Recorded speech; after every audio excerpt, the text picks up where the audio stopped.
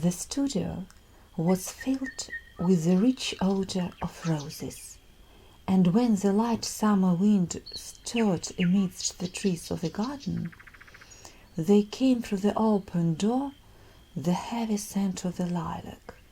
or the more delicate perfume of the pink-flowering thorn. From the corner of the divan of Persian saddlebags, on which he was lying smoking, as was his custom, innumerable cigarettes, Lord Henry Wotton could just catch the gleam of the honey-sweet and honey-colored blossoms of a laburnum, whose tremulous branches seemed hardly able to bear the burden of a beauty so flame-like as theirs. And now and then the fantastic shadows of birds in flight flitted across the long tussore-silk curtains that were stretched in front of the huge window,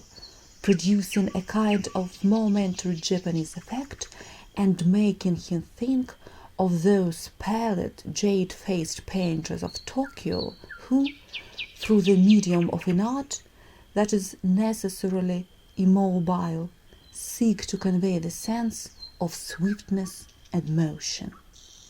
The sound murmur of the bees shouldering their way through the long unmown grass, or circling with monotonous insistence round the dusty gilt horns of the straggling woodbine, seemed to make the stillness more oppressive.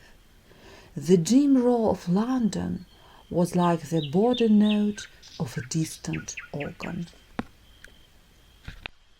In the center of the room, clamped to an upright easel, stood the full-length portrait of a young man of extraordinary personal beauty, and in front of it, some little distance away, was sitting the artist himself, Basil Hallward, whose sudden disappearance some years ago caused at the time such public excitement and gave rise to so many strange conjectures. As the painter looked at the gracious and comely form he had so skillfully mirrored in his art, a smile of pleasure passed across his face and seemed about to linger there. But he suddenly started up